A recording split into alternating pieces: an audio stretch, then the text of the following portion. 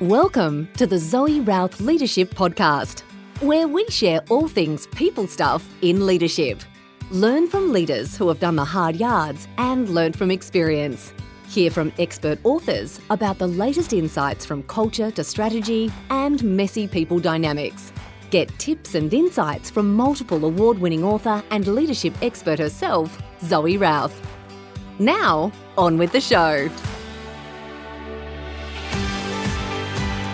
Hi, it's Zoe here. And do you have a curly conundrum? Have you got a situation where the obvious path ain't so obvious? There's a lot of tricky ups and downs and nuances to consider. What should you do? Well, what you should not do is go guns blazing with an answer for everything. That's a surefire way to fall flat on your face and shoot yourself in the foot. My guest today is an expert in difficult situations.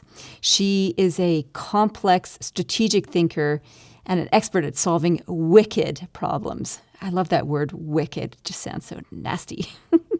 She is a practical thought leadership expert, and she has worked in a number of different organizations around the world. Her name is Kate Christiansen. She is an award-winning author, and her latest book is Curly Conversations. Let me just read out the strapline. Curly Conversations for Teams. Dive into discomfort, dare to do things differently, deliver despite disruption, which is an amazing tagline. Kate's been around the traps. She's worked extensively across Europe, Southeast Asia, and Australia. And she's had senior executive roles in many different sectors. She's been responsible and involved with multi-billion-dollar mergers, strategic programs spanning 13 countries, developing and executing market entry strategies for Indonesia, the Philippines, and other emerging economies. She's worked for organizations like Bupa, AXA, National Mutual, Telecell Marketing. I wish I'd asked her about that one. United Telecommunications, University of Technology, Sydney, New South Wales Department of Disability Services, Arts Centre Melbourne, Australian Unity, Vision Australia, Safe Steps. She's one amazing woman. And in our conversation today, we explore how to lead through complexity by using questions. Let's do it. Kate Christiansen, all the way from beautiful Melbourne, welcome to the show. Thanks, Zoe. We're finally here after shenanigans of technology. Yes. So it's good to be grounded here. It's wonderful how complex things like technology can make our life easier, except when it doesn't. Yeah, agreed. Thanks also for your fabulous new book, Curly Conversations for Teams. Dive into discomfort, dare to do things differently, deliver despite disruption. There's some solid D words in that subtitle, I have to say. It's fantastic. As you can imagine, there was a lot of playing to make sure that it really captured the point. But yeah, lots of D's. You can try and say it as fast as you like, but I tend to get stuck on the second one. No, it's good. And I'm a fan of the long strap line to capture everything that's in the book. And it's a beautifully condensed, distilled book. And the theme for the quarter on the podcast and in Amplifiers is about how to lead in complexity. And leading complexity comes down to conversations. You can't just charge into a complex situation with an answer preformed on your own, I don't think. And you're no stranger to leading in complexity. Can you tell me a little bit about some of the complex challenges that you've had to deal with? Yeah, so probably in different scenarios. And I think the importance and sort of the last 12, 15 months have really highlighted this for us, is that there'd been a lot of conversation about complexity in work and at work, lots of things coming in, unclear priorities and elements like that. And I think what has really been brought home is how complexity is going into all parts of our lives. And for me, from a professional perspective, my career has been about dealing with complex challenges. So pretty much from the day I started working in corporate life, I think every role I had was always a new role. So I didn't take a role that someone else had done And it was only over after having done that a few times that I actually looked back and realized that that was the case, that I went into greenfields roles. And the reason for that was the interest and fascination I have, and also verging on obsession with that feeling of not knowing, and that it's like mental bungee jumping, not knowing what's going to happen next and needing to trust your brain to go, I've got this, I've got this, I've got this. And so that's what I've done throughout pretty much all of my career. So to start off with, I spend a lot of time in the change space, a lot of projects, a lot of transformations in the corporate world. And then about 10 years ago, I moved my whole family across to London, and an opportunity came up to do global transformation. So across many countries and coordinating all of those elements. What were you doing? Like, who were you working for? What were you doing? I was working with Bupa at the time. The insurance company? Yeah, the health company. So at the time, I moved over there to head up a program that was global. And it was challenging on many fronts. So first of all, moving my family across to the other side of the world. The second thing was that this program was in an area that I have the least experience in, and probably an area that I've avoided for most of my career. So this was a global program to do with very technical financial elements and things like actuaries and modeling and things like that. I wish people could have seen your face when you said that. Actuaries, modeling. And I've got some lovely people that I know that are actuaries, but Kate Christiansen was never, ever going to be an actuary, and I was never going to work in finance. And that's not because finance is a bad space to work in. I learned pretty early on that the kind of thinking that you need for a very deliberate financial role was not my talent.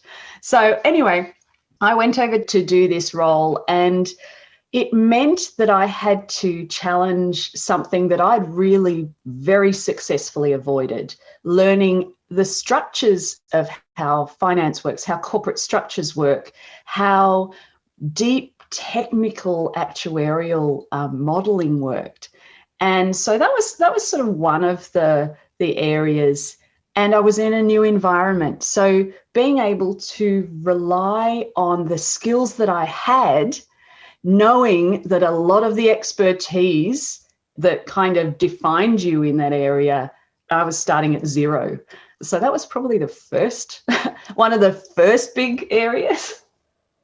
I love what you said earlier, whereas you went into all these new pastures and not having a definitive process or anything, you just had to rely on your brain, your human computer thing. And I think that's a really useful takeaway for leaders, actually, is that we don't necessarily need to have the answers or the processes or the systems in place yet. Because if it's all new, what we do have to come armed with is, and I'll let you fill in the blank, is what? I mean, the brain, I'm but what armed part with of it? Questions. Okay. Yeah. Look, the power of questions, and, the way our brain works, when we're trying to come up with an answer relative to trying to come up with a question, it works fundamentally differently.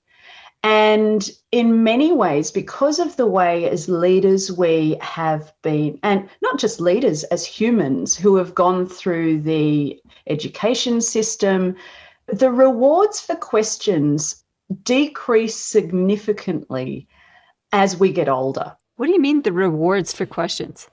The rewards for answers increase, and the rewards for questions and the encouragement of questions decreases.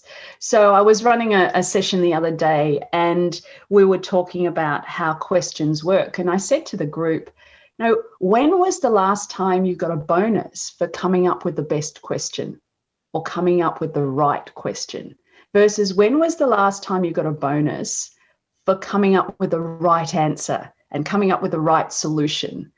And this perception that answers are better than questions is in a world where we have complexity and the thing you control is the question, and you don't always know what the answer is, and you definitely don't know in many instances whether that answer is the right one, I believe we need to come back to the things we're really good at when we're kids.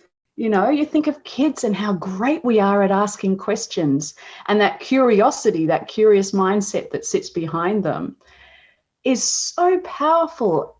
And yet when we get older, I mean, I don't know if you ever heard this, Zoe, but I'm sure you did in your experience, but the number of times people said to me, you know, don't come to me with problems, give me solutions. Oh, yeah. And, you know, all the time. And yet, as our world is shifting, like I take Google, I've got Google Home. And the secret to using Google Home, I've learned over time, is working out how to ask the right question so you get the answer that you're actually looking for.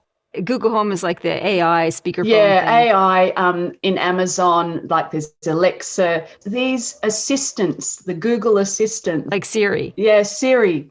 All of these things, the answers are in the phone. The answers are on the internet. So we don't need the answers in the same way that we used to need them. But what we do need to know is there is so much information. We need to know what question to ask to get the kind of answer that's like a stepping stone that helps us to move forward. How did you learn about question asking and question sequencing? Experience. One of the things with the book, and it was quite a change for me, because we were talking earlier about my first book, which was based on a lot of my experience. So it was based on corporate and how do you build an adaptive organization, and if you had an organization in front of you, how do you build one that's adaptive? Whereas Curly Conversations is, for me, reflecting on what I've done for 25 years and why did it work and when did it work and when didn't it work and why was that? So I've learnt that I am a curly thinker, and there's some good things about being a curly thinker. One of the advantages is asking the right question in the right way at the right time is a very natural skill for me. That's really useful until you're not in a curly situation and you need to be straightforward and more direct. And so people who are creative are quite often chaotic thinkers. So I'm sure in this, as I listen to this podcast, there will be times when I have started 4 sentences in the one sentence, for example. No, not yet. Well, I can guarantee I will. And that's useful until you want to do something really fast. So it gives you options on the one hand, but if you know all the information, you don't need to go and dig it up again. So a lot of this is about how I've reflected on what works and what doesn't for me. And yeah, a lot of metacognition, a lot of thinking about thinking. Oh, yep. That sounds like a brain twister or curly brain rabbit hole-y thing. So in your book, you've got the second part of the book is all about conversation question starters, and you've got different topics and stuff like that. First question about that, the sequence of conversations that you suggested, like your first conversation starter is connect better, and then be better, work smarter, make better choices, embrace change. Were those sets of questions sequenced in that way deliberately, or are they, okay, you're nodding, so yes. So starting with conversations about connecting better is an important place for leaders to start. Yeah. So in the book, there's these 5 categories were to help people to really do it as a quick ready reckoner. What kind of things do we need to focus on? And I wanted to come up with a list. So there's 15, they're like conversation recipes. And I wanted to come up with a sequence that people could kind of go from the top to the bottom. And when they got to one that they thought resonated for them, they would start. that's where they would start. So if, for example, the first one being around connect better, if you were already really connected as a team, then you'd look at those options and say, no, look, I think we've had these conversations. We can move on to the next section. But to answer your question, yes, there's a sequence to them. And it really comes down to my fundamental principle that if you look after the people aspects of everything, everything else will follow. I'm down with that, sister. I know you are. That's absolutely you are. You are the queen of this. And the key element that I have seen where mistakes get made and where significant exhaustion happens for leaders and for teams is when the assumption is we'll work out where we're going and then we'll engage the people. No, engage the people and work out where you're going with them and then we go together is the philosophy behind it, which is where Connect Better is the first space for that. So starting with, connecting better and the trust is definitely a solid foundation. Within each of the topics, I know that you mentioned that there is a sequence of the actual questions in there. Yes. So if we're to put an X-ray to those questions, what's the general principles on the sequencing of the questions, the flavors of them? Yeah. So each of those sort of conversation recipes has, it's not perfect, but it's around about 8 to 9 questions in it. And there's two things to be conscious of. One is the question itself, the question that's being asked. And the second is who is answering it at the time. So in terms of the questions being asked, there's the first 2 questions are have a conversation in pairs. So this is the warm-up. These are the warm-up conversations. So whenever these first 2 questions at the front are being answered, it's to help people's brain click off autopilot and go into a new kind of thinking. And the stories or the little vignettes that happen at the start. So each of these conversation recipes has, sometimes 2 pages of a story. And what that aims to do is give people something they can relate to and then use that as an anchor for a different kind of conversation. Take their brains to somewhere else so that they can quickly go from operational, tactical, putting out fires to coming into a room, getting into an open mental state. So that's those first 2 questions and the article, if you like, that comes before it. And that's the warm-up. And the middle questions, which are about 4 to 5 questions, they're the workout. So that's the workout is where we start to ask people to reflect on themselves in a team environment, reflect on the team. How are we going? Is that okay? Should we be doing things differently? They're the big conversations. So the first warm-up is only sort of 5 to 10 minutes. The workout is about 30 or so minutes. And then importantly, in every curly conversation, if you start it, it must be finished. That doesn't mean the issue is addressed, but it does mean that you finish those last 2 questions are the wind down or the warm down. And the wind down is to say, okay, well, what have we talked about here? Where does that get us to? What could we do differently? What would we like to do differently? Do we want to change anything or not? And the feedback I've had from people who are using these is it makes it so much easier to have these conversations because nobody has to ask the question. And sometimes the questions that are asked in here might be something that people don't feel comfortable asking. But because the book asks it, it's the objective viewpoint, but there's no one else in the room. So the team solves it themselves and works through it themselves with the book like its facilitator, but they're driving it, not an external person. Does that make sense? Yeah, you're doing yourself out of a job, Kate. Yeah, look, someone said that to me the other day, and I don't look at it like that. In theory, you could say that what this book does is remove the need for a facilitator. My argument would be that what it does is it empowers teams to learn a new way to think differently. Each time we get a facilitator in to do this sort of thing, I feel like we are somewhat outsourcing that. It needs to be in a team for it to grow as a capability. However, this is just the beginning. There's one thing to be able to have a recipe that you can follow.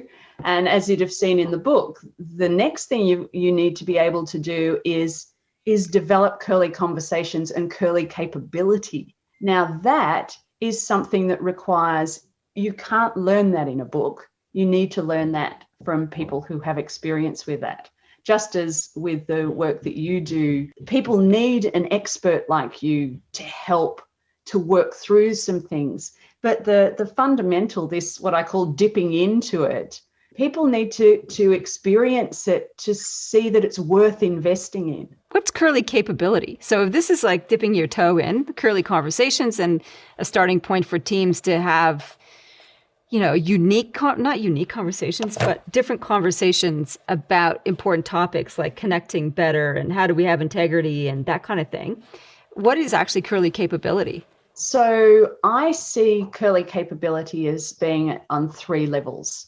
So I'm a big believer that if you haven't experienced a curly conversation, I could say to you, as much as I try to say these are the most awesome things you can possibly have, what actually is the case is when you experience a curly conversation, you think, I want more of this.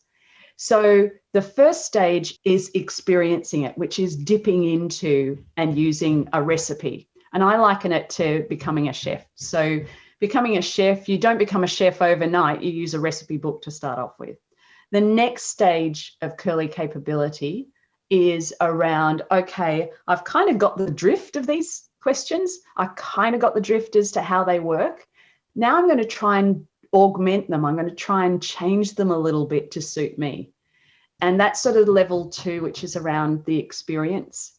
And again, you do the same as a chef. Once you've learnt which spices go with what and what goes with tomatoes and onions and capsicums and how that enables you to, those basic ingredients enable you to have an Indian style meal, a Malaysian style meal, a Thai style meal. They're all variations. You're still using the same ingredient, but you're still starting with the recipe and moving away from it. The third level is mastery. And mastery is about being able to develop curly conversations without a recipe, is sort of level 1. But the other is to be able to do it on the fly. So to be able to do it in the moment. If you and I needed to have a curly conversation because we were trying to solve a really complex problem, mastery comes from being able to do the structure I described in your head. And so there's sort of the leadership perspective, which is what I was just describing. But then there's the team side of that, because there is team capability. If you have a team coming in to have a conversation that is dominated by knowns and answers, that team needs to shift their mindset as well to be around, okay, we're going to sit with the discomfort. That's where the dive into discomfort. We're not going to try and come back to the comfortable. We're going to sit there and we're going to trust that we've got this because our brains are amazing and we are amazing. And so that's that connection with your head, but you've got to connect with each other as well. Can we just do a little scenario? See how we go? We can, yeah, let's give it a go. Yeah. Okay. This is a little self-serving, but okay. Hopefully it'll be illustrative for our listeners. So here's the challenge. I hope I do okay. I'm sure you do fine, Master Curly Conversationalist. This is the question. And Maybe this will apply, your methodology will apply, maybe not. So I'm writing a novel right now, and one of the questions I want to resolve is, with the advent of the Neuralink, which is a computer-brain interface being developed by one of Elon Musk's company, right? So its initial use is to helping people with brain injuries connect with other parts of their body. So bypassing a broken spinal cord so they can use their brain to power their legs, say, for example. That's its first practical application. Ideally, what Elon wants is for that Neuralink to be a computer in your brain that you can access the internet and all the world's knowledge. And I was like, you could have Google in your brain. Now, given everything that we've seen with social media and polarization of news feeds and stuff, there's some potential problems with that. So the question I'm pondering for my novel is, fast forwarding 40 years into the future, what are the potential upswings, benefits of Neuralink, and what are some potential pitfalls? Is that a scenario that would work with your Curly conversations? That as a question. So within the book, and I talk about A and B, I talk about A is where you are and B is where you want to be. And so one of the first things that, if we were talking about that scenario and we had been given that challenge or conundrum, one of the first things we would talk about is what is that A to B picture? What is where we are and what is where we want to be? Because what that would do is frame it in a particular way. So if I were writing a novel and I were considering that scenario and sort of in 60 years' time, I would be starting with, in my novel, what is it that I want the novel to be at the end? What is the novel to do at the end? Where is it now? I've got this idea around Neuralink and how that works. What is the thing that's in the middle? So what is your A and B, and what is the thing that's in the middle? And what are the biggest questions that I would need to answer in order to, when you added the answers up together, they would take me to that outcome that you've set for your novel? That's totally not what I thought you'd ask and say. But all of this, and this is the beauty with Curly Conversation, the beauty and the challenge, which is why your response is absolutely valid. It depends on what it is you're trying to achieve. What is the outcome that you want? I talk about, it's either a long jump or it's a triple jump question that you've got, or a triple jump challenge that you've got. So a triple jump challenge is, as it suggests, it's several goes. So the big question that you're asking is, in the case of your novel, your first big question might be, well, is this relevant? Whatever your novel is about, is this relevant? And where is it relevant? Like hooking it into what you know about your novel and connecting up what you don't know to that. Because when we're in the unknown, there are always things that we know around it. And one of the things that makes us feel a bit like a boat that has its moorings have, it's broken free of its moorings and is floating around on the ocean, which makes us feel uncomfortable. One of the things that we often overlook is our ability to connect the unknown to what we do know. And so when you do that, it tethers you, it gives you grounding. And I come back to that, as I was talking about with where Curly conversations come from. They come from in here. Without tethering, if you're a chaotic thinker like me, you are the boat on the ocean, floating around, finding things all very interesting, but not going anywhere. So I don't know if that was the... No, it's really helpful. So this is what I'm taking from your responses. One is the A to B thing. It's like, where are we going? And in some ways I have to do that on this particular topic of the Neuralink in two contexts. One, it's for the novel. And B, as part of that, is the Neuralink relevant? Yes, it is. Doing that as a subplot for the Neuralink. Where are we and where do we want to be? As if I was on the Neuralink board, say, for example, and sort of plotting it out that way. And I love your point about being able to make connections, because the brain is a connection machine. And when we start to add in connect things within a framework, the A to B is a framework, then that makes it a whole lot easier, instead of going, this is what not to do. What will the Neuralink be like in 40 years? It's like, don't know is the answer. Yeah. Yeah. And with a question like that, just kind of kicking that around, a question like that, I would answer back, or I would question back to say, and why does it matter? Because when the answer to what will the Neuralink be like in 40 years, why would that matter? Those kind of questions unlock is more information that you know, but you might not have connected up. Wow. So why does it matter? Why does it matter? Why does it matter if we're looking at it within the context of your book, say, because you're having to go into the plot of your book as though that's a reality to find out its relevance.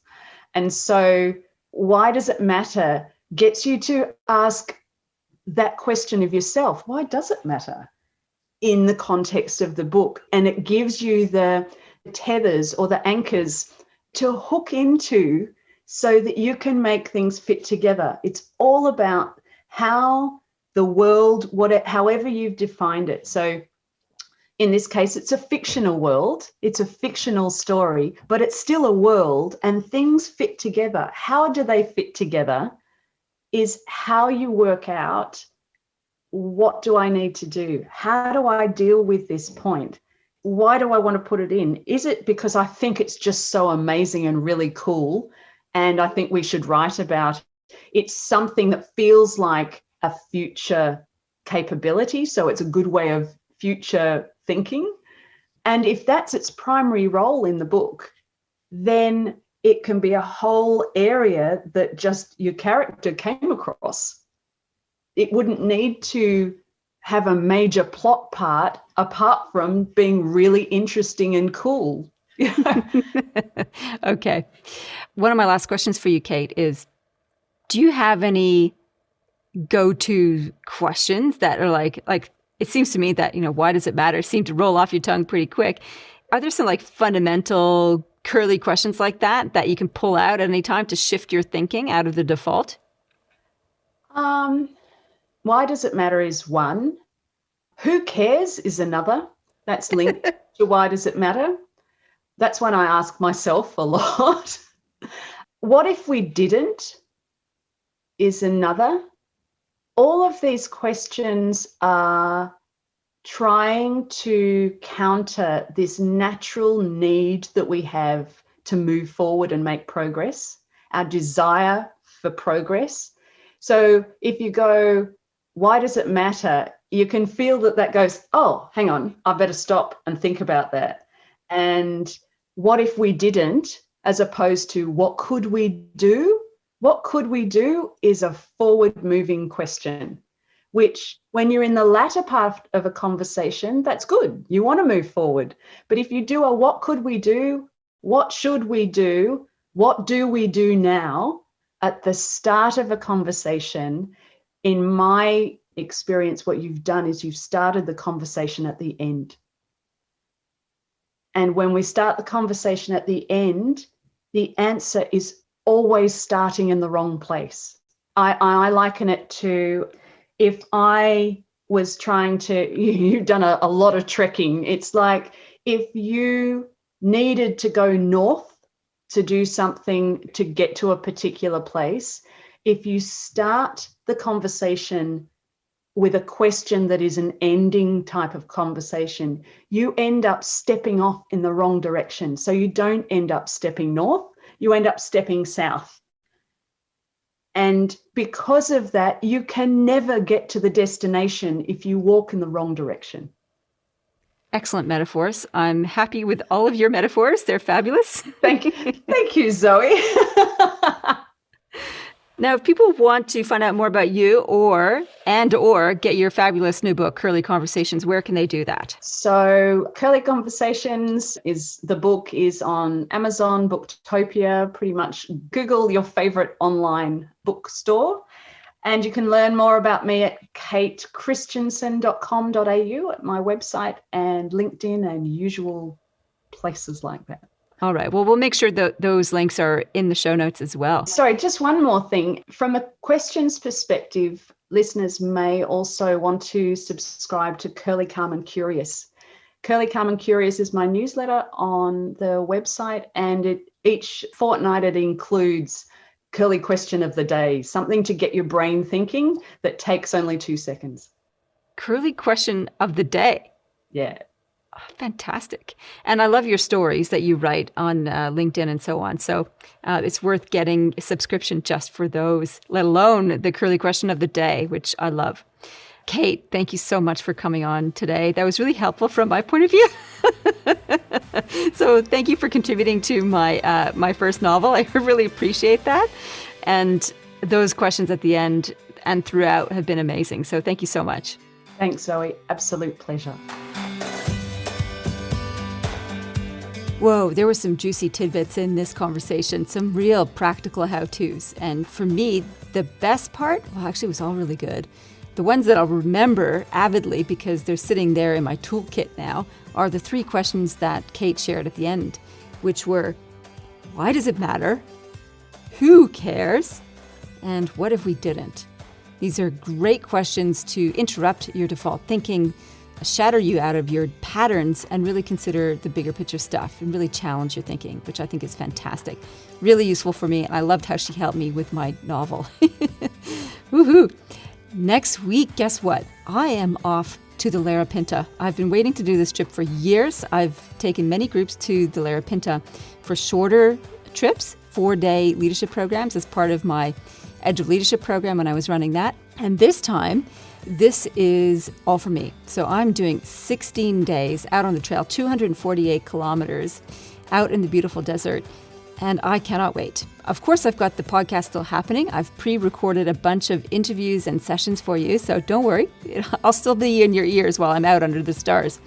And coming up, we've got a wonderful interview with Nick Tebby. He's one of our current amplifiers, and he's going to be sharing his experience in the program so far about developing other leaders as well as being able to lead in complexity.